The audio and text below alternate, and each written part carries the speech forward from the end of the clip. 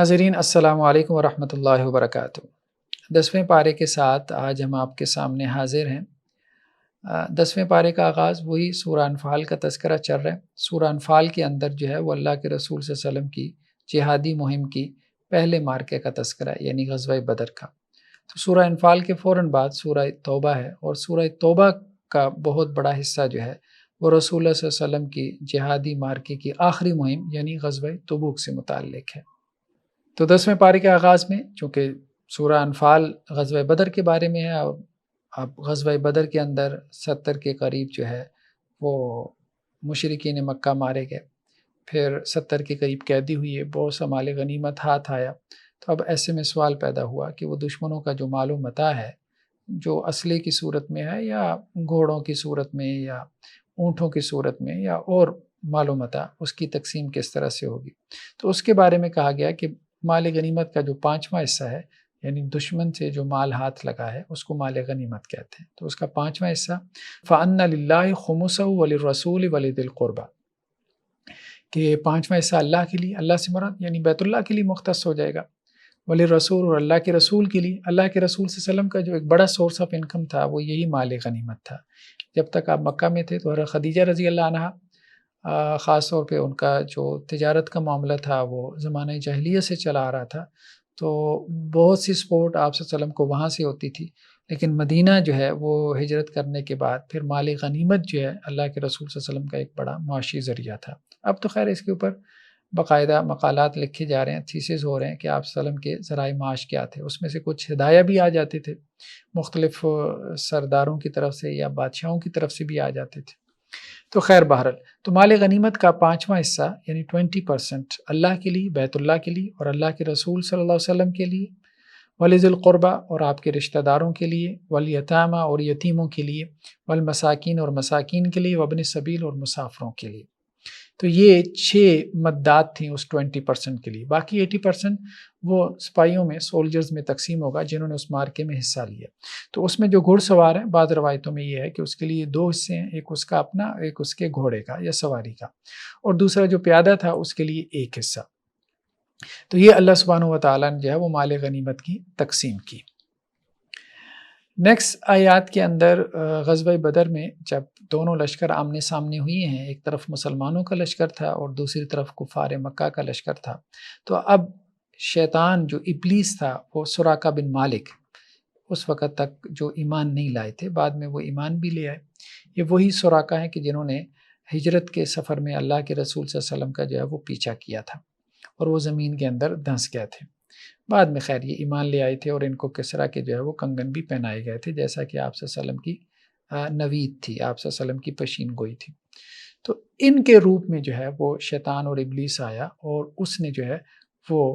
مشرکین مکہ کو بھڑکایا اور کہا کہ میں تمہارے ساتھ ہوں اور میں اس طرح سے جو ہے وہ اپنے لوگ بھی ساتھ ملا کے جو ہے وہ لے آؤں گا، اور مسلمانوں کے خلاف تم جنگ کرو اور تم ثابت قدم رہو۔ تو اللہ سبحانہ و تعالیٰ کیا کہہ رہے ہیں؟ وَإِذْ زَيَّنَ لَهُمُ الشَّيْطَانُ أَعْمَالَهُمْ، شیطان نے ان کے اعمال مزین کر دیے تھے، خوبصورت بنا دیے تھے۔ دیکھیں یہاں یہی ہوتا ہے، ایک مشرک کے لیے اس کا شرک مزین بنا دیا جاتا ہے، اسے اس کی تعویلیں سجھا دی جاتی ہیں۔ یہ قرآن مجید کی اصطلاح بہت اہم ہے، مزین بنا دینا۔ اس سے بہت ڈرتے رہنا چاہیے کہ بہت دفعہ جو ہے وہ ایک انسان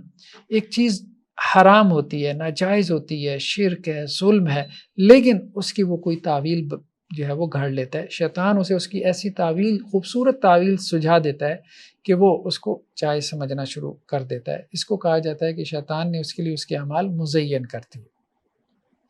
وَقَالَ لَا غَالِبَ لَكُمُ الْيَوْمَ مِنَ النَّاسِ وَإِنِّي جَارٌ لَكُمْ، اب شیطان نے انہیں کہا، جو سراقہ بن مالک کی صورت میں آیا تھا، اس نے مشرکین سے کہا کہ آج تو کوئی تمہارا مقابلہ نہیں کر سکتا اور میں بھی تمہارے ساتھ ہوں۔ اب جب دونوں جماعتیں آمنے سامنے ہوئیں، اب جب شیطان نے دیکھا کہ فرشتے بھی نازل ہو رہے ہیں، بدر کے اندر فرشتے تو نازل ہوئے تھے، تو ناکس علی عقبیہ، تو وہ اپنی ایڑیوں کے بل جو ہے وہ گھوم گیا۔ وقال انی بریء منکم، اور اس نے کہا کہ میں تم سے بری ہوں، بھائی میرا تم سے کوئی تعلق نہیں۔ ان مشرکین سے بری و ذمہ ہو گیا، اور شیطان یہی کام کرتا ہے، انسان کے لیے اس کے اعمال مزین کرتا رہتا ہے، اور جب اللہ کی پکڑ آ جاتی ہے خود بھاگ جاتا ہے، اور اکیلا انسان جو ہے وہ پھر مایوس کا مایوس رہ جاتا ہے۔ انی ارا ما لا ترون انی اخاف اللہ، اور میں وہ دیکھ رہا ہوں جو تم نہیں دیکھ رہے، چونکہ وہ جنات میں سے تھا۔ شیاطین میں سے تھا، تو اس لیے وہ فرشتوں کے نزول کو دیکھ رہا تھا، اور وہ مشرکین مکہ نہیں دیکھ رہے تھے۔ اب وہ کیا کہہ رہے ہیں؟ انی اخاف اللہ، میں تو اللہ سے ڈر رہا ہوں، یعنی کہیں یہ فرشتے مجھے وقت سے پہلے ہی نہ پکڑ لیں۔ واللہ شدید العقاب، اور اللہ تو سخت عذاب دینے والا ہے۔ تو اس طرح سے گویا کہ شیطان جو ہے وہ لمبی لمبی امیدیں دلاتا ہے اپنے فالورز کو، لیکن وقت آنے پہ ساتھ چھوڑ دیتا ہے، اور جو اس کا فالوور ہوتا ہے وہ شدید ڈپریشن میں چلا جاتا ہے۔ نیکسٹ آیات میں اللہ سبحانہ و تعالیٰ یہ بات بیان فرما رہے ہیں کہ اللہ تعالیٰ کسی قوم کی اس وقت تک حالت نہیں بدلتے جب تک وہ قوم خود اپنی حالت بدلنے کے لیے تیار نہ ہو۔ ذالک بأن اللہ لم یک مغیرا نعمتا انعمها علی قوم، جب اللہ نے کسی قوم پہ کوئی نعمت کی ہو، آسائش دی ہو، تو اب اللہ تعالیٰ جو ہے وہ نعمت اس قوم سے چھینتے نہیں ہیں،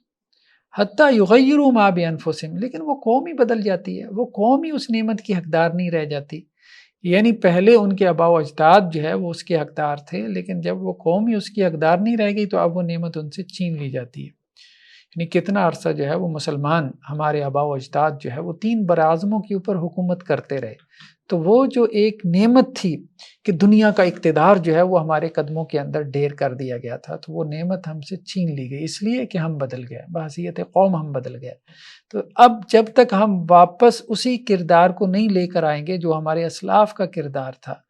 جو ہمارے آباء و اجداد کا اخلاق تھا، جو ہمارے اسلاف اور آباء و اجداد کی دینداری تھی، جب وہ ہماری سوسائٹیز میں، معاشرے میں نہیں آئے گی، تو اس وقت تک اللہ تعالیٰ بھی ہماری حالت نہیں بدلیں گے۔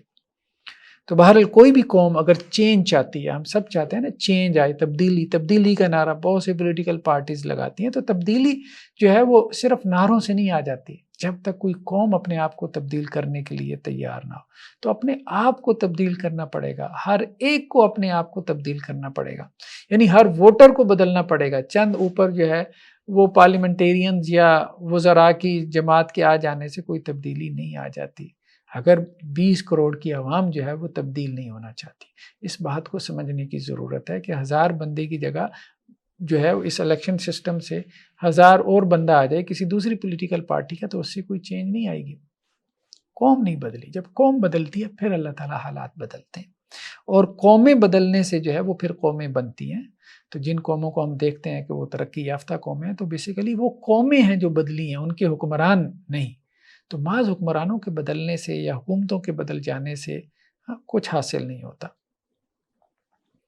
نیکسٹ آیات میں اللہ سبحانہ و تعالیٰ، چونکہ سورہ انفال ہے، غزوہ بدر کا تذکرہ چل رہا ہے، تو مسلمانوں کو حکم دے رہے ہیں کہ اللہ کے دشمن اور اللہ کے رسول کے دشمن، اللہ کے دین کے دشمن، ان کے مقابلے میں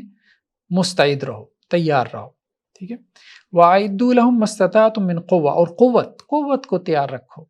قوت کیا؟ اللہ کے رسول صلی اللہ علیہ وسلم نے قوت کی تشریح کی قرآن مجید کی اس آیات میں، جو قوت کا لفظ ہے، آپ صلی اللہ علیہ وسلم فرمایا قوت سے مراد الرم، پھینکنے کی قوت۔ پھینکنے کی قوت اس زمانے میں تیر اندازی تھی، یعنی دور سے ہی دشمن کو جو ہے وہ، اللہ کے دشمن کو، دین کے دشمن کو مارنے کی صلاحیت تمہارے اندر ہونی چاہیے۔ آج کل کے دور میں میزائل ٹیکنالوجی ہے۔ وَمِن رِبَاطِ الْخَيْلِ، اور گھوڑے، اور اس وقت بہترین جو ہے وہ آپ کہہ لیں کہ جی وہیکلز ہوتے تھے میدان جنگ کے اندر، گھوڑے جو تھے، اصیل گھوڑے جو نسلی گھوڑے ہوا کرتے تھے، آج ان گھوڑوں کی جگہ جو ہے وہ ٹینکس نے لے لیے، ان گھوڑوں کی جگہ بختر بند گاڑیوں نے لے لیے۔ تو یہ ہے کہ اپنی میزائل ٹیکنالوجی، اپنی ایئر فورس کو بہتر بناؤ، ٹھیک ہے، اور اسی طرح سے اپنے ٹینکس، اپنی بختر بند گاڑیاں، اپنی توپیں، یہ سب جو ہے وہ آج کل کے گھوڑے ہیں، یہ سب دشمن کے مقابلے میں تیار رکھو۔ تُرْهِبُونَ بِهِ عَدُوَّ اللَّهِ وَعَدُوَّكُمْ، تم اس سب تیاری کے ذریعے سے، جنگی تیاری کے ذریعے سے تم اللہ کے دشمنوں کو بھی ڈراتے ہو اور اپنے دشمنوں کو بھی، یعنی اللہ کے تو وہ دشمن ہیں ہی ہیں، تمہارے دشمن بھی ہیں، تمہیں بھی جو ہے وہ مطلب جینے نہیں دیں گے۔ وَآخَرِينَ مِن دُونِهِمْ، اور اس کے علاوہ کچھ اور بھی ہیں، ایک تو واضح دشمن ہے نا، ایک تمہاری صفوں میں بھی چھپے ہوئے ہیں۔ لا تعلمونہم، جنہیں تم نہیں جانتے، بظاہر تم سمجھ رہے ہو وہ تمہارے ساتھی ہیں، وہ اندر کے جو ہے وہ آستین کے سانپ ہیں، منافق ہیں۔ اللہ یعلم، اللہ ان کو جانتا ہے، تو یہ سب کے اوپر روب پڑے گا۔ تو تیاری بہت ضروری ہے، تیاری بہت ضروری ہے۔ جیسے پاکستان جو ہے وہ ایٹمی پاور ہے، اب آپ دیکھیں کہ افغانستان کے اوپر امریکنز نے حملہ کیا، وہ ٹھیک ہے کہ افغانی جو ہے وہ بڑی دل جگرے کے ساتھ جو ہے وہ لڑے، اور امریکنز کو جو ہے وہ یہاں سے نکلنا پڑا، وہ بات ٹھیک ہے، ہماری ہمدردیاں جو ہے وہ اپنے مسلمان بھائیوں کے ساتھ ہیں،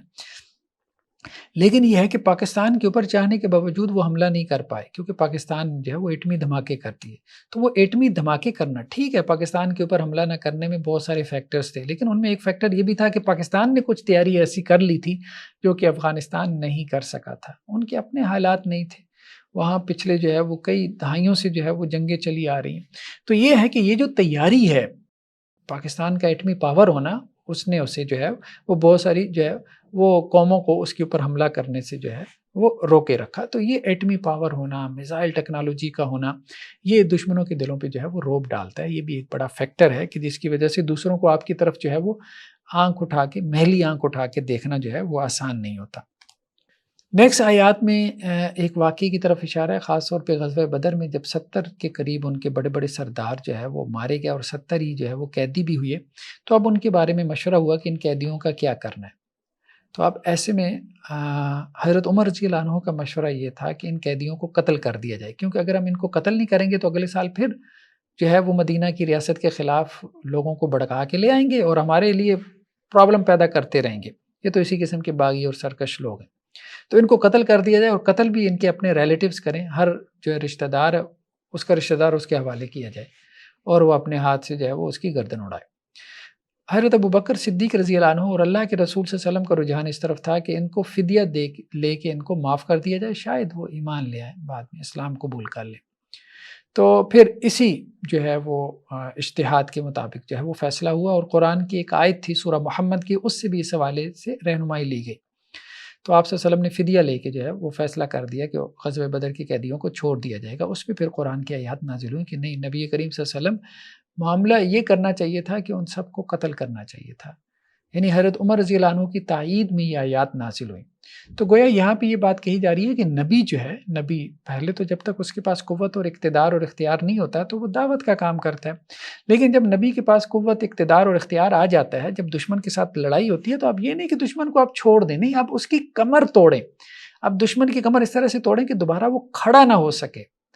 کیونکہ اگر آپ اس کی کمر نہیں توڑیں گے، کچھ پیسے ویسے لے کے اس کو چھوڑ دیں گے، دوبارہ کھڑا ہوگا تو آپ کے لیے تو وہ مستقل درد سر جو ہے وہ بنا رہے گا، آپ کے لیے بھی اور آپ کے دین کے لیے بھی۔ تو اس لیے کہا گیا کہ کسی نبی کے لیے یہ جائز نہیں ہے کہ وہ قیدی بنائے، یہاں تک کہ وہ زمین میں خوب اچھی طرح سے اللہ کے دشمنوں کو، یعنی ظالموں کو خوب اچھی طرح سے جو ہے وہ قتل نہ کر دے۔ تریدون عرض الدنیا واللہ یرید الآخرہ، دیکھو اے مسلمانوں، تم دنیا کی کا ساز و سامان چاہتے ہو، اللہ تعالیٰ آخرت چاہتے ہیں، اور اللہ تعالیٰ غالب حکمت والے ہیں۔ تو گویا دشمن کی کمر توڑنا اس طرح سے کہ دوبارہ وہ سر نہ اٹھا سکیں مسلمانوں کے سامنے، یہ بھی جہاد و قتال کا ایک آبجیکٹو ہے، ایک مقصود ہے۔ اب تو یہ ہے کہ دشمن مسلمانوں کے ساتھ یہ کام کر رہے ہیں کہ مسلمان اس قابل نہ رہ جائیں کہ ہمارے سامنے سر اٹھا کے بات کر سکیں۔ اب تو صورتحال بالکل الٹ چکی ہے، لیکن یہ ہے کہ یہ سب ہدایات ہمارے پاس 1400 سال سے موجود ہیں۔ لیکن یہ اس وقت ہے نا کہ جب آپ قوت اور اقتدار اور اختیار میں ہو، جب آپ کے پاس پاور ہی نہیں ہے، جب آپ کے پاس قوت ہی نہیں ہے، تو پھر آپ کیا کر سکتے ہیں؟ پھر تو آپ نے دعوت تبلیغ کا کام کرنا ہے نا۔ تو یہ بیسیکلی دو مناہج ہے، جب تک آپ کے پاس قوت، اقتدار، اختیار نہیں ہے، ٹھیک ہے، تو آپ منارٹیز میں سے ہیں، تو پھر آپ نے دعوت کا کام کرنا ہے، اور دعوت کا منہج بالکل اور اس کی میتھڈالوجی، اس کی اپروچ بالکل ڈیفرنٹ ہے۔ آپ صلی اللہ علیہ وسلم نے اور آپ کے صحابہ نے جو ہے بہت تشدد، پرسیکیوشن برداشت کیا مکہ میں۔ ہاں،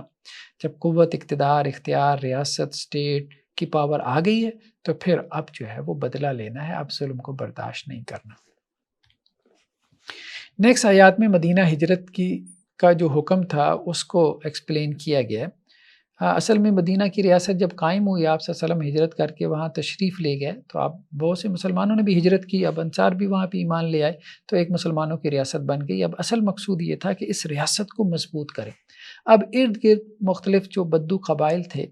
صحرا کے اندر بکھرے ہوئے تھے، پورے صحرا میں، عربین پیننسولا میں، تو وہاں کچھ لوگ ایمان لے آتے تھے، تو ان کو کہا گیا کہ تم سب ہجرت کرو، یعنی مدینہ کی طرف۔ اگر تم ہجرت نہیں کرتے تو تمہارا دین سے جو ہے وہ کوئی تعلق نہیں، تمہارا اہل ایمان سے، مسلمانوں سے کوئی تعلق نہیں، یعنی ہجرت ان کے لیے لازم قرار دے دی گئی تھی۔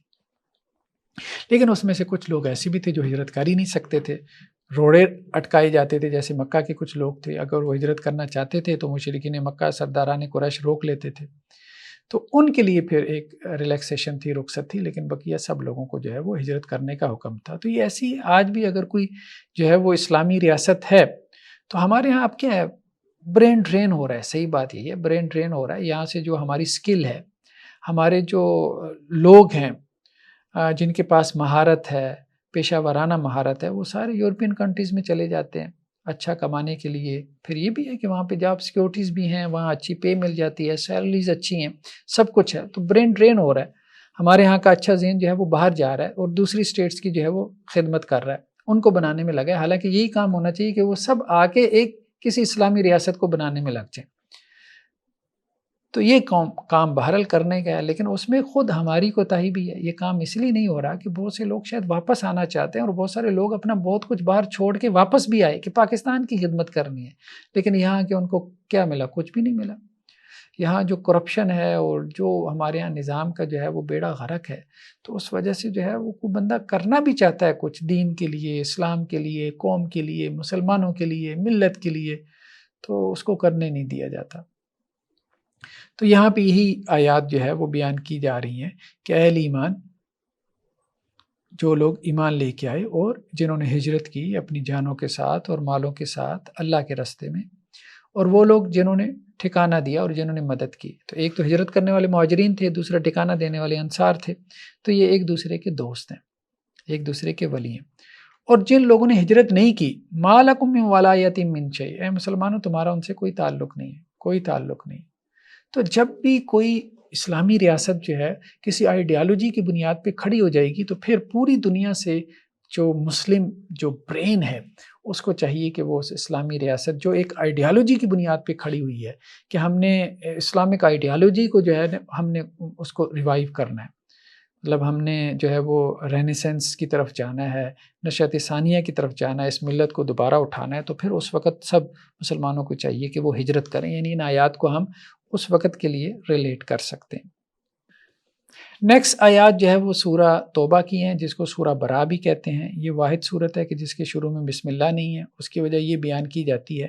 کہ اس سورہ مبارکہ میں کفار کے بارے میں بہت سخت جو ہے وہ اسلوب بیان اللہ سبحانہ و تعالیٰ نے جو ہے وہ اختیار کی ہے۔ تو بسم اللہ میں چونکہ رحمت کا تذکرہ ہے، تو اس لیے اس کے شروع میں بسم اللہ نہیں ہے۔ واللہ اعلم بالصواب۔ خیر بہرحال اللہ کے رسول صلی اللہ علیہ وسلم کی جو جہادی مہم تھی، اس میں یہ آپ کہہ لیں کہ جی غزوہ تبوک ایک آخری مارکہ تھا، لیکن اس سے پہلے جو ہے وہ فتح مکہ کا مارکہ ہو چکا۔ فتح مکہ میں جو ہے 8 ہجری میں مکہ جو ہے وہ فتح ہوا، 9 ہجری میں پھر جو ہے وہ تبوک کا مارکہ ہوا۔ تو جب مکہ فتح ہوا تو اب مشرکین مکہ کے سامنے 2 آپشن رکھی گئیں، یا تو وہ اسلام قبول کر لیں یا پھر جزیرہ نما عرب کو چھوڑ دیں۔ کیوں؟ کیونکہ اللہ کے رسول صلی اللہ علیہ وسلم اور مسلمانوں نے بہت ظلم برداشت کیا تھا ان کا، انہیں ان کے گھروں سے نکال دیا گیا، مکہ سے جو ہے وہ ان کو مدینہ ہجرت پہ مجبور کیا گیا، ٹھیک۔ تو اب کوئی آپشن نہیں تھی ان کے لیے کہ اسلام قبول کر لیں تو چلیں تمہارا یہ سارا ظلم معاف، لیکن اگر اسلام قبول نہیں کرتے تو جزیرہ نما عرب میں نہیں رہ سکتے، پھر میدان جنگ میں آ جاؤ، مرنے کے لیے تیار ہو جاؤ۔ تو اس میں بھی ان کو مہلت دی گئی، اور شروع میں جو مہلت تھی وہ کیا تھی؟ 4 ماہ کی مہلت تھی۔ تو کہا گیا کہ برات ہے اللہ اور اس کے رسول کی طرف سے ان مشرکین سے کہ اے مسلمانوں جن سے تمہارا معاہدہ تھا، جیسا کہ صلح حدیبیہ کا معاہدہ ہوا تھا، پھر وہ خود ہی انہوں نے توڑا تھا مشرکین نے، اور اس کے توڑنے کی وجہ سے پھر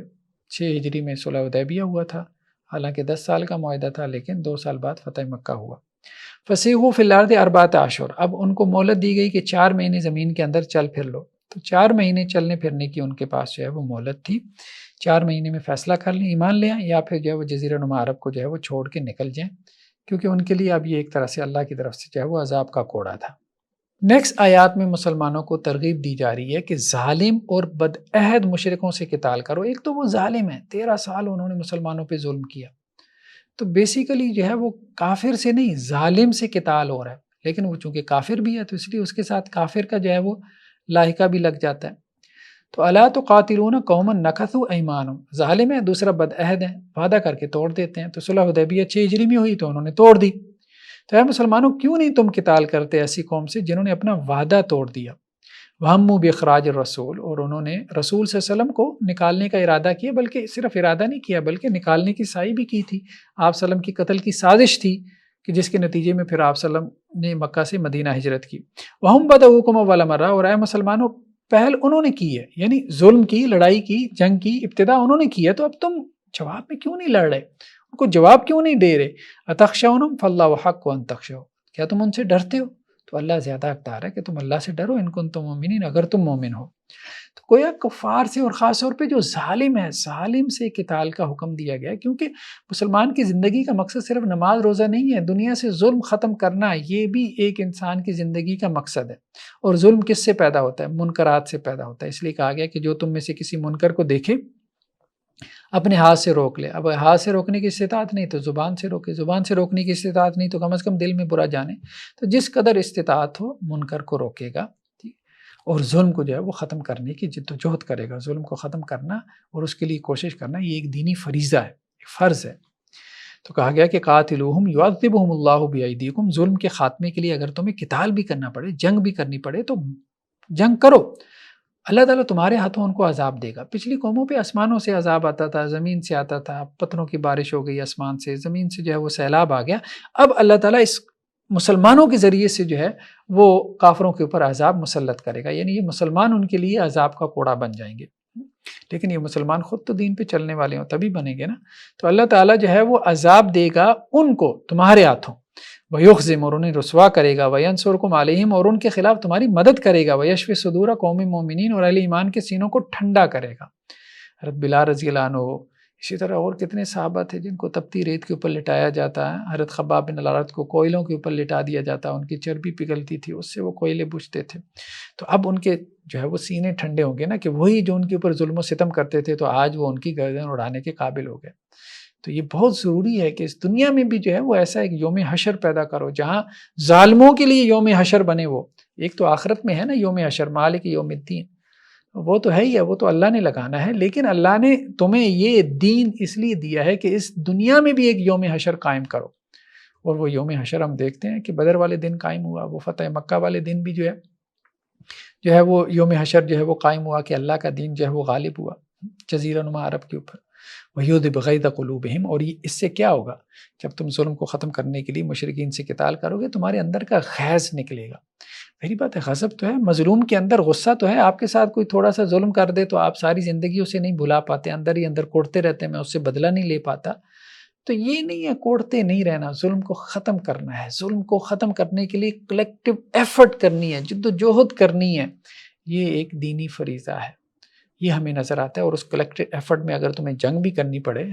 کافروں سے جنگ بھی کرنی پڑے تو وہ بھی جائز ہے، لیکن ظاہری بات ہے کہ یہ سب اسٹیٹ لیول پہ ہے نا۔ ہمارے ہاں جو پرائیویٹ جہاد ہوا بدقسمتی سے، اس پرائیویٹ جہاد سے تو اس ملیٹنسی سے کوئی فائدہ نہیں ہوا، زیادہ نقصان ہو گیا۔ وہ پرائیویٹ عسکری تنظیمیں آ گئیں، واپس میں لڑنا مرنا شروع ہو گئیں، اور اس میں جو ہے وہ جہاد انہوں نے کافروں سے کرنا تھا، وہ انہوں نے مسلمانوں کے خلاف سارے محاذ کھول لیے۔ تو یہ ٹھیک نہیں ہوا، جو اس کی پرائیویٹائزیشن ہوئی ہے نا وہ ٹھیک نہیں ہے جہاد کی۔ باقی یہ کہ اسٹیٹ لیول پہ یہ بیسیکلی اسٹیٹ کا کام ہے کہ اسٹیٹ جو ہے جہاں پہ بھی ظلم ہو رہا ہے مسلمانوں کے خلاف، تو وہ اسٹیٹ جو مسلم اسٹیٹس ہیں 50+ میں 60 کے قریب، تو وہ اس میں اپنا رول کردار ادا کریں، جو بھی ہے پولیٹیکل رول ہے یا اس میں جو ان کی جو فارن پالیسی ہے یا جو بھی اس طرح سے کردار ادا کرنا ہے اس کو ادا کریں، یہ ضروری ہے۔ اور باقی جو لوگ ہیں وہ اسٹیٹ کو اس کے فریضے کی طرف جو ہے وہ متوجہ کرتے رہیں۔ ان کا فرض یہی ہے کہ جس کا یہ فرض ہے اسے اس فرض کی طرف متوجہ کریں۔ نیکسٹ آیات میں یہ بات کہی جا رہی ہے کہ اللہ اور اس کے رسول کی محبت اور اللہ کے راستے میں جہاد کی محبت یہ دنیا کے مال و متاع، دنیا کے رشتوں کے اوپر غالب ہونی چاہیے۔ کہا گیا کہ اے مسلمانوں، اگر تمہارے آباء و اجداد، تمہارے بیٹے، تمہارے بھائی، تمہاری بیویاں، تمہارے خاندان، یہ تو رشتہ دار ہو گئے نا پانچوں، یہی سب سے قریبی رشتہ دار ہوتے ہیں، والدین ہیں، اولاد ہے، لائف پارٹنر ہے، بھائی ہیں، خاندان ہے، پھر وَأَمْوَالٌ اقْتَرَفْتُمُوهَا، جو مال تم نے کمائی۔ انسان کو بہت ہوتا ہے میں نے یہ مال کمایا، وَتِجَارَةٌ تَخْشَوْنَ كَسَادَهَا، وہ تجارت جس کے جو ہے وہ مندے سے تم ڈرتے رہتے ہو، مطلب جس کے نقصان سے تمہیں جو ہے وہ ڈر لگا رہتا ہے، تجارت میں کوئی گھاٹا نہ ہو جائے، تجارت ہے، بزنس ہے، انسان نے کھڑا کیا ہے۔ وَمَسَاكِنُ تَرْضَوْنَهَا، اور اسی طرح وہ گھر جو تمہیں بڑے پسند ہیں، انسان اپنے گھروں میں راحت سے زندگی گزار رہا ہوتا ہے، آسائش سے رہ رہا ہوتا ہے، تو یہ سب کچھ اب گھر انسان کو کتنا پسند ہوتا ہے۔ انسان کی کیا کیفیت ہوتی ہے کہ اگر زلزلہ ہے اور اس کا گھر گر جائے، انسان کی کیا کیفیت ہوتی ہے کہ اگر مارکیٹ میں آگ لگ جائے اور اس کا جو ہے وہ بزنس چل جائے، انسان کی کیا کیفیت ہوتی ہے کہ اگر اس کا چلتا بزنس جو ہے وہ زمین پہ آ جائے۔ تو یہ سب اس کی ایک اٹیچمنٹ ہے نا، تو سب سے زیادہ انسان کی اٹیچمنٹ ان چیزوں کے ساتھ ہوتی ہے، یہ علائق دنیا، یہ دنیا کی چیزیں ہیں، یہ ریلیشن شپس ہیں، یا پھر یہ جو ہے وہ اس کی ویلتھ ہے، اس کی دولت ہے۔ لیکن کہا گیا کہ اگر یہ تمہیں زیادہ محبوب ہے، احب الیکم من اللہ و رسولی، اللہ اور اس کے رسول سے، وجہاد فی سبیلی، اور اس کے راستے میں جہاد سے، فتربصوا، پھر انتظار کرو، حتی یاتی اللہ بامری، یہاں تک کہ اللہ کا حکم آ جائے۔ نہیں، ان میں سے ایک ایک چیز کے اوپر اللہ کی محبت، اللہ کے رسول کی محبت، اللہ کے راستے میں ایفرٹ، جہاد کی محبت، جہاد اللہ کے دین کو غالب کرنے کے لیے جو بھی ایفرٹ ہے، جو بھی ایفرٹ آپ کر رہے ہیں وہ سب، یعنی جسے ہم دینی ایکٹیویٹیز کہہ سکتے ہیں، جس کا آبجیکٹیو کیا ہو کہ دین میں جو ہے دین جو ہے وہ معاشرے کے اندر پینیٹریٹ کرے، غالب رہے، چھایا رہے، تو وہ سب جہاد ہے۔ تو اگر تمہیں یہ اللہ کے راستے میں، اس میں قتال بھی آ جاتا ہے، جنگ بھی آ جاتی ہے، ہاں وہ اس کی ایک آخری لاسٹ سٹیج ہے۔ اگر یہ سب کچھ تمہیں جو ہے، یہ تمہاری ریلیشن شپس اور یہ تمہاری جو ویلتھ تمہیں اللہ اور اس کے رسول اور اس کے راستے میں جہاد سے زیادہ محبوب ہے، تو پھر انتظار کرو۔ تو نہیں، ان کے اوپر اللہ اور اس کے رسول کی اور جہاد کی محبت غالب ہونی چاہیے۔ نیکسٹ آیات میں وہی قتال کا جو آپ کہہ لیں کہ جی ایک اینڈ کہہ لیں، جو بیان کیا گیا کہ کب تک قتال کرنا ہے، کب تک جنگ کرنی ہے۔ ایک تو مشرکین تھے عرب کے اندر، تو مشرکین کے بارے میں کہا گیا کہ دو آپشن ہیں، یا تو اسلام قبول کریں یا پھر یہاں سے نکل جائیں، جزیرہ نما عرب میں نہیں رہ سکتے وہ۔ دوسرا اہل کتاب تھے، یہود النصارہ تھے، کرسچن اور جیوز تھے، ان کو کہا گیا کہ یہ یا تو اسلام قبول کر لیں یا پھر جزیہ ٹیکس دے کے رہیں گے، ٹھیک ہے۔ اگر جزیرہ نما عرب میں ان کو رہنا پڑا کسی مسلم اسٹیٹ میں تو ٹیکس دے کے رہیں گے۔ تو ٹیکس بیسیکلی یہ کانسیپٹ تھا نان مسلمس کے لیے، اب تو سارے مسلمانوں پہ ٹیکس عائد کر دیا گیا۔ خیر بہرحال مسلمانوں کے لیے زکوٰۃ ہے جو اسلامی ریاست وصول کرے گی، ٹیکس نہیں ہے۔ کہا گیا کہ اے مسلمانوں قتال کرو ان لوگوں سے جو اللہ اور آخرت کے دن پہ ایمان نہیں رکھتے اور اس کو حرام نہیں ٹھہراتے جس کو اللہ نے حرام ٹھہرایا اور اللہ کے رسول نے حرام ٹھہرایا۔ یہاں بہت اہم نقطہ بیان ہو رہا ہے، وَلَا يُحَرِّمُونَ مَا حَرَّمَ اللَّهُ وَرَسُولُهُ، جس کو اللہ نے حرام ٹھہرایا اور اس کے رسول نے حرام ٹھہرایا، یعنی رسول کے پاس بھی اتھارٹی ہے کہ کسی چیز کو حرام ٹھہرا سکیں، لیکن یہ اتھارٹی انہیں اللہ نے دی ہے۔ تو اس لیے ہم یہ کہتے ہیں کہ جس طرح اللہ کی کتاب سے کوئی چیز حرام ہوتی ہے، اسی طرح اللہ کے رسول صلی اللہ علیہ وسلم کی سنت سے بھی کوئی چیز حرام ہوتی ہے۔ وَلَا يَدِينُونَ دِينَ الْحَقِّ، وہ لوگ جو ہے وہ دین حق کو اختیار نہیں کر رہے، مِنَ الَّذِينَ أُوتُوا الْكِتَابَ، یہ کون ہے؟ اہل کتاب میں سے ہیں، تو ان کے ساتھ تم نے قتال کرنا ہے، حتیٰ یؤتوا الجزیۃ عن ید، یہاں تک کہ وہ اپنے ہاتھ سے جزیہ دیں، ٹیکس پے کریں، وہم صاغرون، اور چھوٹے بن کے رہیں، مینارٹیز، چھوٹے بن کے رہیں، سیکنڈ درجے کے، دوسرے درجے کے جو ہے وہ شہری بن کے وہ رہیں۔ تو کیونکہ وہ اسلام قبول نہیں کر رہے، اسلام قبول، اور یہی ہے مطلب ٹھیک ہے ہمارے ہاں کے جو مسلمان یورپین کنٹریز میں ہیں، امریکہ میں جاتے ہیں تو وہ کہتے ہیں کہ جی ہم برابر درجے کے شہری ہیں، وہ لفظ میں برابر درجے کے ہوتے ہیں، ایون کہ امریکنز میں دیکھ لیں ابھی تک جو ہے وہ کالا جو ہے وہ گورے کے برابر نہیں ہے، ٹھیک ہے۔ تو یہ بس صرف کہنے کی باتیں ہیں۔ تو مسلمان جو ہے وہ اب دیکھ لیں کہ ان کے ساتھ کیا کچھ ہوتا رہتا ہے۔ ان کے پرائم منسٹر یو کے جو ہے وہ ایک اپنے پاکستانی دوست کو لٹل پاکی کہہ کے جو ہے وہ پکارتے ہیں۔ تو اس طرح سے تحقیر، توہین، یہ سب کچھ آپ کو ایون کے جابس کے اندر نظر آتا ہے۔ اور دوسرا کیا، تیسرے درجے کے شہری جو ہے وہ آپ نظر آتے ہیں۔ عملاً سلوک یورپ وغیرہ میں بھی یہی ہو رہا ہے، بس کرنے کی باتیں ہیں کہ جی وہاں یہ نہیں ہے تو اسلام میں یہ کیوں ہے، اور بھائی وہاں عملاً ہو رہا ہے، ہمارے ہاں تو عملاً بالکل نہیں ہو رہا، بس زبانی غلامی جو ہے وہ باتوں کی حد تک یہ چیزیں موجود ہیں ہمارے ہاں تو، بلکہ انگریزوں کو جو ہے وہ آپ کہہ لیں کہ جی وہ پہلے درجے کے شہری ہیں اور ہم خود جو پاکستانی ہیں وہ دوسرے درجے کے شہری ہیں۔ ریمنڈ ڈیوس آتا ہے یہاں پہ، بندے مار کے چلا جاتا ہے، اور دیکھیں کیسے امریکن سٹیٹ پوری ریاستی مشینری حرکت میں آتی ہے اور اپنا بندہ یہاں سے نکال کے لے جاتی ہے۔ تو یہ صورتحال ہے۔ نیکسٹ آیات میں یہود و نصارہ کے اندر احبار اور رہبان، احبار ان کے فقہا تھے، علماء تھے جنہیں ہم مولوی حضرات کہہ سکتے ہیں، اور رہبان ان کے راہب تھے، صوفی تھے، بزرگ تھے، گدی نشین تھے، پیر تھے، فقیر آپ کہہ لیں، جو بھی اصطلاح آپ استعمال کر لیں سمجھنے کے لیے۔ تو اللہ سبحانہ وتعالیٰ یہ کہہ رہے ہیں کہ انہوں نے اپنے احبار اور رہبان کو اپنا رب بنا لیا اللہ کے علاوہ، یعنی اپنے صوفیوں کو، اپنے درویشوں کو، اپنے علماء کو، اپنے فقہا کو، اپنے اماموں کو انہوں نے اپنا رب بنا لیا یہود و نصارہ نے، اور مسیح ابن مریم کو بھی انہوں نے رب بنا لیا، حالانکہ انہیں حکم یہ دیا گیا تھا کہ وہ صرف ایک اللہ کی عبادت کریں، اور اللہ کے علاوہ تو کوئی معبود نہیں ہے، اللہ تو شریک سے پاک ہے۔ اب اس پہ حضرت عدی بن حاتم جو کہ حاتم تائی کے بیٹے تھے، جو معروف سخی تھے، وہ جب اسلام لائے تو انہوں نے اللہ کے رسول صلی اللہ علیہ وسلم سے کہا کہ قرآن مجید کی اس آیت میں یہ ہے کہ یہود و نصارہ نے اپنے علماء کو، اپنے فقہا کو اور اپنے صوفیوں کو اور اپنے بزرگوں کو اپنا رب بنا لیا، ہمارے ہاں تو ایسا نہیں تھا کہ ان کو رب بنایا گیا، تو یہ قرآن یہ کیوں کہتا ہے؟ تو اللہ کے رسول صلی اللہ علیہ وسلم نے کہا کہ کیا ایسا نہیں تھا کہ جس چیز کو وہ حلال کہتے تھے تم حلال سمجھتے تھے، جس کو وہ حرام کہتے تھے تم اس کو حرام قرار دیتے تھے؟ تو حضرت عدی بن حاتم کہنے لگے کہ ایسا ہی تھا، ہم ان کے اوپر اسی قسم کا جو ہے وہ بلیف رکھتے تھے۔ تو آپ صلی اللہ علیہ وسلم فرمایا یہی تو ان کو رب بنا لینا ہے، یہی تو رب بنا لینا ہے۔ تو اس میں امام شافعی علیہ رحمہ کا جملہ بہت پیارا ہے کہ علماء جو ہے وہ رستہ ہے، منزل نہیں ہے، منزل کتاب و سنت ہے، منزل اللہ اور اس کے رسول صلی اللہ علیہ وسلم ہے، ٹھیک ہے؟ ہم نے جہاں پہنچنا ہے وہ اللہ اور اس کے رسول صلی اللہ علیہ وسلم کے قدموں میں ہم نے پہنچنا ہے، لیکن اس کے لیے رستہ ہمیں کون دکھا رہا ہے، رہبر کون ہے؟ وہ علماء، ٹھیک ہے؟ تو لیکن علماء کو جو ہے وہ منزل نہیں بنانا چاہیے، تو علماء کو ہم نے ذریعہ بنانا ہے، وہ ایک ٹول ہے جس کے ذریعے سے ہم نے یہ جاننا ہے کہ کتاب و سنت کیا کہہ رہی ہے، اللہ اس کے رسول صلی اللہ علیہ وسلم کیا کہہ رہے ہیں۔ علماء کو ہم نے ذریعہ بنانا ہے، ٹول بنانا ہے۔ خود اگر علماء ہی وہ آخری منزل بن گئے کہ ہم نے ان کو ذریعہ ہی نہیں بنایا، ہم نے کہا کتاب و سنت چھوڑیں، بس جو یہ کہہ رہے ہیں بس وہی ٹھیک ہے، تو یہ ان کو رب بنا لینا۔ اور یہی ہمارے ہاں ہو رہا ہے کہ پیر صاحب جو ہے وہ اگر یہ کہیں کہ جی اپنی جائے نماز کو شراب سے جو ہے وہ دھو دو، تو وہ اپنی جائے نماز کو شراب سے دھو دے گا۔ پیر صاحب کہیں کہ جی جا کے جو ہے وہ قبر پہ سجدے کر کے آؤ، تو وہ سجدے کرنا شروع کر دے گا۔ مطلب جو کفر شرک جو ہے وہ ان کے پیر، ان کے بزرگ، ان کے مولوی جو ان کے منہ میں ڈال دیں، جو ان کے جو ہے وہ دماغ کو سجھا دیں، بس وہ سب کچھ جو ہے وہ بولنا شروع کر دیں گے، وہ سب کچھ جو ہے وہ اپنا عقیدہ بنا لیں گے۔ تو یہ نہیں ہونا چاہیے، یہ اپنے علماء کو، صوفیاء کو رب بنا لینا ہے۔ جب ہم کتاب و سنت کو نکال کے درمیان میں خود ان کو فائنل اتھارٹی بنا لیں گے، انہی کو سب کو سمجھ لیں گے، اور کراس چیک نہیں کریں گے، کراس چیک ضرور کریں، انہیں بتائیں کتاب کیا کہہ رہی ہے، اللہ کے رسول صلی اللہ علیہ وسلم کیا کہہ رہے ہیں، صحیح حدیث ہے، اتھینٹک روایت ہے، بتائیں، کراس چیک کریں، اور علماء کو بھی سنیں۔ ایک ترجمہ دیکھ لیا، کراس چیک کریں، دوسرا ترجمہ دیکھیں، تیسرا ترجمہ دیکھیں، یہ بہت ضروری ہے، دین کا معاملہ ہے۔ ہم ایک جوتا خریدنے جاتے ہیں بازار میں تو ہم 10 دکانوں کے اوپر پھرتے ہیں، ریٹ کو کراس چیک کرتے ہیں۔ تو دنیا کے معاملے میں ایک انسان اتنا سمجھدار ہے، دین کے معاملے میں جو جس نے بیان کر دیا بس اس کے پیچھے وہ لگ پڑا، یہ نہیں۔ نیکسٹ آیات میں اللہ سبحانہ و تعالیٰ یہ کہہ رہے ہیں کہ یہ جو بعض علماء اور صوفیاء ہیں، بعض بھی نہیں بلکہ کہا گیا کثیر، قرآن کا لفظ کیا ہے؟ کثیر، یا ایھا الذین آمنوا ان کثیرا من الاحبار والرہبان، اکثر صوفیاء اور اکثر جو ہے وہ علماء یہ لوگوں کا مال باطل طریقے سے کھاتے ہیں۔ ہمارے یہاں بھی دیکھ لیں، بڑے بڑے گدی نشین ہیں،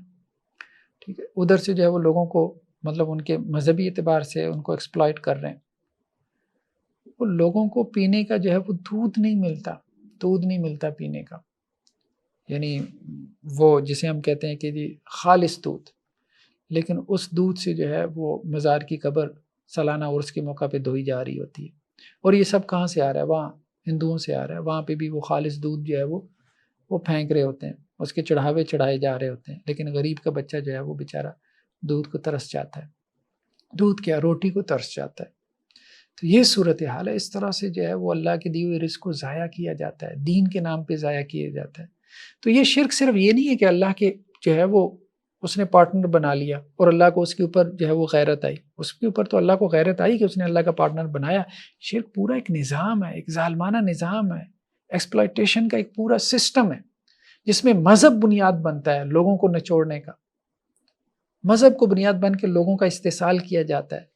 ان کو غلام بنایا جاتا ہے، ذہنی غلام بنایا جاتا ہے، ان کا معاشی جو ہے وہ استحصال کیا جاتا ہے۔ اس لیے قرآن جو ہے وہ شرک کے بہت خلاف ہے، کیونکہ شرک اس نظام کو جو ہے وہ وجہ جواز دیتا ہے۔ انڈکلیئرڈ گولڈ جو ہے دنیا کے اندر دوسرے نمبر پہ سب سے زیادہ انڈکلیئرڈ گولڈ وہ مندروں کے اندر ہے، انڈیا کے مندروں میں ہے، ٹھیک ہے، وہاں آپ چلے جائیں کتنا گولڈ سونا لگا، وہ سارا کس کا ہے؟ عوام الناس کا ہے، عوام الناس نے وہ چڑھاوے چڑھائے ہیں، ان کی مرادیں پوری ہوں گی ہیں، لیکن یہ ہے کہ رسید تو ملی نہیں کہ وہ رسید جا کے دکھائیں اور پوچھیں کہ یہ اتنا چڑھایا تھا، مراد تو پوری نہیں ہوئی، ٹھیک ہے۔ وہ مراد بھی پوری اگر ہونی ہے تو اللہ نے جو لکھ دیا وہ تو مل کے رہنا ہے، بھلے بت سے مانگے بھلے اللہ سے مانگے۔ وہ جو کسی زمانے میں بزرگ ہوتے تھے تو آپ دیکھیں وہ بزرگ کیا تھے، ان کے پاس دنیا تو تھی نہیں۔ اچھا کیسے پہچانیں گے کہ یہ وہ احبار اور رہبان ہیں جن کا قرآن نے تذکرہ کیا؟ یہ قرآن نے خود بتا دیا، سب سے بڑی چیز کیا ہے کہ مال کھا رہے ہیں، پرانے زمانے میں جو سچے صوفیات تھے، جن کا اللہ کے ساتھ کوئی سچا تعلق تھا، حضرت جنید بغدادی علیہ الرحمہ اور اس جیسے بڑے بزرگ، ان کا دنیا سے کیا تعلق تھا؟ دنیا سے کیا لینا دینا تھا؟ ان کے پاس دنیا تھی ہی نہیں، کٹیا میں گزارا کرنے والے لوگ تھے۔ اب تو یہ ہے کہ لینڈ کروزروں سے جو ہے وہ پاؤں ہی نہیں جو ہے وہ ٹکتا۔ بہترین سے بہترین گاڑیاں موجود ہیں، 20 لوگ آگے ہیں، 20 لوگ پیچھے ہیں، گارڈز ہیں، ایک پورا لشکر ہے اس کے ساتھ آتے ہیں، محلات جیسے قلعہ نما گھر ہیں، اربوں کے جو ہے وہ بینک بیلنسز ہیں۔ سب کہاں سے آ رہا ہے؟ مزارات کی غریبوں کی آمدنی ہے۔ وہ بیچاروں کے پاس جو ہے وہ کھانے کے پیسے نہیں ہوتے، اپنے بچے کا وہ دودھ نہیں لے کے آتے، اور وہ پیسے وہ جا کے مزار میں جا کے ڈال دیتے ہیں، اور اس سے کچھ لوگوں کی عیاشی لگی ہے، پورا نظام چل رہا ہے۔ لیکن اس غریب کو آپ سمجھا بھی نہیں سکتے، کیونکہ اس کے دماغ میں جو ہے وہ ایک مذہب کا ایک غلط قسم کا جو ہے وہ تاثر بھر دیا گیا۔ تو فرمایا گیا کہ اکثر جو علماء ہیں اور صوفیاء ہیں، یہ لوگوں کا باطل طریقے سے مال کھاتے ہیں اور اللہ کے راستے سے رک جاتے ہیں، خود بھی رکتے ہیں اور لوگوں کو بھی روک دیتے ہیں۔ والذین یکنزون الذهب والفضة ولا ينفقونها فی سبیل اللہ، سونے چاندی کے ڈھیر لگائے ہوئے ہیں، اللہ کے راستے میں خرچ نہیں کر رہے، فبشرهم بعذاب علیم، انہیں دردناک عذاب دیں۔ دین سے کھائے گا نہیں، سچا مولوی دین سے نہیں کھائے گا، سچا صوفی کبھی بھی دین سے نہیں کھائے گا، دین سے نہیں کھائے گا۔ اس کی زندگی میں آپ کو دنیا نہیں ملے گی، مخلوق الحالی میں زندگی، فقر کے ساتھ زندگی بسر کرے گا۔ ہاں، جس نے بینک بیلنس بنائے، جس نے کوٹھیاں بنائی ہیں، جس کے شاہانہ ٹھاٹ باٹ ہیں، اس کا کیا دینداری ہے؟ چور بداری ہے، کرپشن ہے، بس مذہبی روپ میں۔ نیکسٹ آیات کے اندر جو ہے اللہ کے رسول صلی اللہ علیہ وسلم کی ہجرت کے واقعے کا تذکرہ ہے، جب غار حرا میں آپ صلی اللہ علیہ وسلم کے ساتھ حضرت ابوبکر صدیق رضی اللہ عنہ تھے۔ تو اس تناظر میں بات کی جا رہی ہے کہ دیکھو، جب اللہ کے رسول صلی اللہ علیہ وسلم اکیلے نکلے تھے مکہ سے، اور آپ کے ساتھ صرف حضرت ابوبکر تھے، 2 لوگ تھے، تو اس وقت بھی پورا لاؤ لشکر آپ کے پیچھے لگا ہوا، اور آپ 2 لوگ، آپ صلی اللہ علیہ وسلم اور حضرت ابوبکر۔ اللہ نے اس وقت بھی مدد کی، تو اللہ اب مدد کیوں نہیں کرے گا جبکہ آپ مدینہ آ گئے اور انصار نے اسلام قبول کر لیا؟ تو اس میں حضرت ابوبکر صدیق رضی اللہ عنہ کی شان بھی ہے۔ ثانی اثنین اذ ہما فی الغار، وہ 2 میں سے دوسرے تھے جبکہ وہ دونوں غار میں تھے۔ اذ یقول لصاحبہ لا تحزن ان اللہ معنا، جب آپ صلی اللہ علیہ وسلم اپنے ساتھی سے کہہ رہے تھے۔ حضرت ابوبکر کو آپ صلی اللہ علیہ وسلم کا ساتھی کہا گیا، صاحب کہا گیا، اسی سے پھر جو ہے وہ صحابہ کا لفظ بھی بنا کہ آپ غم نہ کریں، اللہ ہمارے ساتھ ہے۔ فانزل اللہ سکینتہ علیہ وایدہ بجنود لم تروها، تو اللہ سبحانہ و تعالیٰ نے پھر سکینت نازل کی اور ایسے لشکروں کے ساتھ مدد کی اپنے نبی کی کہ جن کو تم نہیں دیکھ پائے۔ وجعل کلمۃ الذین کفروا السفلی وکلمۃ اللہ العلیٰ، اللہ نے اپنا کلمہ بلند کر دیا اور کافروں کا جو کلمہ تھا اللہ نے اس کو نیچے کر دیا۔ تو اللہ نے اس وقت بھی مدد کی اور اللہ اب بھی مدد کرے گا۔ بس انسان کو مخلص ہونا چاہیے، اللہ کے ساتھ سنسیئر ہونا چاہیے، اس کے دین کے ساتھ سنسیئر ہونا چاہیے۔ نیکسٹ آیات میں یہ تذکرہ کیا جا رہا ہے، چونکہ مسلمان تھے، ایک تو مدینہ کے اندر، دوسرے یہود تھے، اور تیسرا منافقین کا بھی ایک ایلیمنٹ سامنے آ چکا تھا، جو بظاہر مسلمان تھے لیکن اندر کھاتے جو ہے وہ کافر تھے۔ تو وہ اب جنگوں میں نہیں جاتے تھے کیونکہ مرنا نہیں چاہتے تھے، بزدل تھے، ظاہری بات ہے، ایمان تو تھا ہی نہیں۔ وہ تو ایمان ہے جس کی وجہ سے بندہ جو ہے وہ اپنی جان دینے پہ آمادہ ہو جاتا ہے۔ تو وہ اب جنگوں سے پیچھے رہتے تھے۔ اب غزوہ تبوک کے موقع پہ بھی وہ آئے، آپ صلی اللہ علیہ وسلم سے طرح طرح کی جو ہے وہ سفارشیں کروائیں، بہانے بنائے کہ جی یہ مسئلہ ہے، وہ مسئلہ ہے، ہم جنگ پہ نہیں جا سکتے، تو آپ صلی اللہ علیہ وسلم اجازت دے دیتے تھے۔ تو اس پہ آپ صلی اللہ علیہ وسلم کو کہا گیا عفا اللہ عنک لما اذنت لهم، آپ نے ان کو کیوں اجازت دی؟ اللہ آپ سے درگزر کرے۔ حتیٰ یتبین لک الذین صدقوا، آپ اگر اجازت نہ دیتے تو بالکل معاملہ کھل کے سامنے آ جاتا کہ آپ کے حکم کا انکار کرنے والے ہیں۔ یعنی آپ نے حکم دے دیا تھا نکلنا ہے، تو اب جو نہیں نکل رہا غزوہ تبوک کے لیے، تو گویا وہ واضح طور پہ منافق ہے۔ تو آپ نے چونکہ اس کو اجازت دے دی تو اب وہ اس کے پاس ایک بہانہ آ گیا۔ تو آپ صلی اللہ علیہ وسلم کا معاملہ یہی تھا کہ آپ سے کوئی اجازت مانگتا تھا تو آپ صلی اللہ علیہ وسلم پھر اس کو دے دیتے تھے، لیکن یہ ہے کہ اللہ کی طرف سے جو ہے وہ سخت احکامات تھے۔ تو اس سے مراد یہ ہے کہ بظاہر جو ہے وہ انسان اس قسم کی پرچیاں لے بھی لے، اجازتیں لے بھی لے، یہاں تو کہا جا رہا ہے کہ اللہ کے رسول صلی اللہ علیہ وسلم سے اجازت لے لے، تو کوئی فائدہ نہیں ہے اس اجازت کا، وہ منافق ہے، پکے کا پکا منافق ہے۔ جنگ سے پیچھے رہنے کی اجازت اس نے رسول اللہ صلی اللہ علیہ وسلم سے لی ہے، لیکن اللہ سبحانہ و تعالیٰ نے اس کے باوجود اسے گناہ گار اور منافق کہا ہے۔ تو اس طرح سے اگر مفتی صاحب سے فتویٰ لے بھی لے، مطلب اپنے حق میں فتویٰ لے بھی لے، اپنی مرضی کا فتویٰ لے بھی لے پیسے ویسے دے کے مفتی صاحب سے، تو اس کا مطلب کیا ہوگا؟ گناہ سے بچ جائے گا؟ نہیں، اللہ کے ہاں اس چیز کا کیا سٹیٹس ہے، اس کا اصل میں اعتبار ہے۔ نیکسٹ آیات میں یہ بات کہی جا رہی ہے کہ منافق جو ہیں وہ مسلمانوں میں شامل نہیں ہیں۔ کیونکہ اس دور کا جو نفاق تھا وہ اعتقادی نفاق تھا، یعنی اندر سے منافق ہوتا تھا، عقیدے کا منافق تھا، کیونکہ اللہ کے رسول صلی اللہ علیہ وسلم موجود تھے، آپ صلی اللہ علیہ وسلم بھی ایمان نہیں لا رہا، ظاہری بات ہے کہ منافق ہے۔ وَيَحْلِفُونَ بِاللَّهِ إِنَّهُمْ لَمِنْكُمْ وَمَا هُمْ مِنْكُمْ، اے مسلمانوں یہ اللہ کی قسمیں اٹھا کے کہتے ہیں کہ یہ تم میں سے ہیں، لیکن یہ تم میں سے نہیں ہیں، منافقوں کا تم سے کوئی تعلق نہیں ہے۔ وَلَكِنَّهُمْ قَوْمٌ يَفْرَقُونَ، بلکہ یہ ڈرپوک قوم ہے، مطلب ڈرتے ہیں، جنگ میں نہیں جانا چاہتے، اور اگر انہیں کوئی غار مل جاتی یا کوئی چھپنے کی جگہ مل جاتی یا کوئی گھسنے کی جگہ مل جاتی تو یہ ضرور اس میں گھس جاتے، اور یہ رسیاں توڑوا کے، جیسے کوئی جانور رسیاں توڑوا کے بھاگتا ہے نا، اس طرح بھاگ کے اس میں گھس جاتے، لیکن انہیں کوئی جگہ مل ہی نہیں رہی مدینہ کے علاوہ۔ مدینہ میں انہیں رہنا پڑ رہا ہے۔ اب مدینہ میں رہتی ہوئی ظاہری بات ہے کہ جب حکم آتا تھا کہ جی جنگ کے لیے نکلنا ہے، تو اب ان کو بھی جو ہے وہ اس کا سامنا کرنا پڑتا تھا، تو اب انہیں کوئی چھپنے کی جگہ نہیں ملتی تھی۔ یہ ایسی ہے کہ جیسے کسی کے لیے جو ہے نا وہ دین پریکٹس کرنا مشکل ہو رہا، تو اب اسے مجبوراً دین پریکٹس کرنا پڑا، یار ساری روزہ رکھ رہے ہیں تو مجھے بھی رکھنا پڑ رہا ہے، سارے نماز پڑھ رہے ہیں مجھے بھی نماز پڑھنی پڑ رہی ہے مجبوراً۔ تو اب یہ پھر نفاق میں آ جائے گا، عملی نفاق میں آ جائے گا، اور اللہ نہ کرے کہ یہ اعتقادی نفاق تک پہنچ جائے، تو اس سے انسان کو جو ہے وہ ڈرتے رہنا چاہیے۔ تو اب ایسے لوگ بھی پھر کیا ادھر ادھر بھاگنے کی کوشش کرتے ہیں کہ کہیں کوئی جگہ مل جائے، بس چھپ جائیں، جان چھوٹ جائے ہماری، کوئی عمل نہ کرنا پڑ جائے۔ تو یہی منافقت تھی، یہ منافقانہ ایٹیچیوڈ تھا۔ تو اس ایٹیچیوڈ سے انسان کو بچتے رہنا چاہیے، اسے ڈرتے رہنا چاہیے۔ نیکسٹ آیات میں زکوٰۃ کے مصارف کو بیان کیا گیا، کہا گیا کہ انما الصدقات للفقراء والمساکین والعاملین علیہا، زکوٰۃ کے مصارف یعنی 8 مدات ہیں جہاں زکوٰۃ خرچ کی جا سکتی ہے۔ فقراء فقیر کہتے ہیں اس کو کہ جس کے پاس کچھ نہیں ہے، والمساکین اور مسکین کہتے ہیں اس کو جس کے پاس کچھ ہے لیکن اتنا نہیں ہے کہ جس سے اس کی نیڈ یعنی ضرورت پوری ہو۔ جیسے کوئی کہیں گارڈ ہے، چوکیدار ہے، اب اس کو 20-25 ہزار کی سیلری مل جاتی ہے منتھلی، لیکن اس کے 3-4 بچے ہیں، اس کا خرچہ 40-50 ہزار کو پہنچ جاتا ہے، کرائے کا مکان ہے، بجلی کے بل ہیں، اور بچوں کی سکولنگ وغیرہ ہے، تو ایسے شخص کو بھی آپ زکوٰۃ دے سکتے ہیں۔ والعاملین علیہا، اور جو زکوٰۃ کے ڈپارٹمنٹ میں ملازم ہیں، زکوٰۃ کلیکٹ کرنے میں جو لگے ہوئے ہیں، ٹھیک ہے، کسی اسلامی ریاست کے تحت۔ والمؤلفۃ قلوبہم، تالیفی قلب کے لیے نیو مسلم جو ہیں، جو کنورٹ ہوئے ہیں، کیونکہ عموماً ان کا سوشل بائیکاٹ کر دیا جاتا ہے،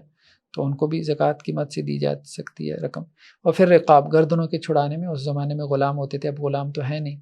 لیکن اس میں بعض اہل علم نے اجتہاد کرتے ہوئے یہ بات کہی ہے کہ جو جھوٹے مقدمات میں پھنسا دیے گئے، جیسے جیلوں میں پڑے سڑ رہے ہیں، تو ایسے لوگوں کے پاس کورٹ کچہری کے وکیل کے پیسے نہیں ہیں، تو اس مد میں خرچ کرنا تاکہ وہ جھوٹے مقدمے سے نکل سکیں، بری ہو سکیں۔ والغارمین، جو قرض کے بوجھ تلے آ گئے ہیں، قرض وہ نہیں کہ جو انڈسٹری لگانے کے لیے اربوں کی مد میں لیا گیا، وہ نہیں، چھوٹا موٹا قرض جو بنیادی ضرورت پوری کرنے کے لیے لیا گیا، وفی سبیل اللہ، اللہ کے راستے میں۔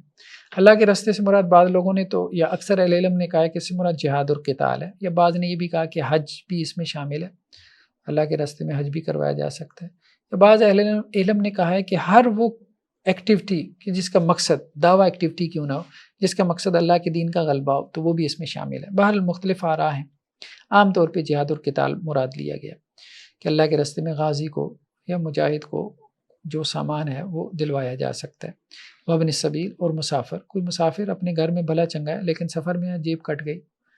بعض لوگ تو جھوٹے اس قسم کے کلیم کرتے ہیں، دعوے کرتے ہیں، لیکن کسی کے ساتھ کوئی معاملہ سچا کیس بھی ہو سکتا ہے، تو اس کی مدد کرنا فریضۃ من اللہ، تو یہ اللہ کی طرف سے ایک فرض ہے، اور اللہ تعالیٰ علم والا، حکمت والا ہے۔ تو یہ زکوٰۃ کے مصارف ہیں، یعنی ان 8 مدات میں زکوٰۃ خرچ کی جا سکتی ہے۔ نیکسٹ آیات میں ایک منافق کی جو ہے وہ واقعے کا تذکرہ ہے۔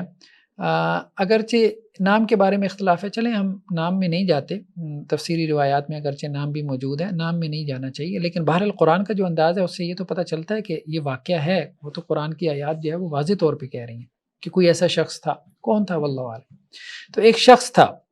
بہرحال وہ اللہ کے رسول صلی اللہ علیہ وسلم کے پاس آیا اور اس نے کہا کہ میرے لیے دعا کریں، تو آپ صلی اللہ علیہ وسلم نے اس کے لیے برکت کی دعا کی، تو اس کے مال مویشی میں بہت زیادہ برکت ہو گئی۔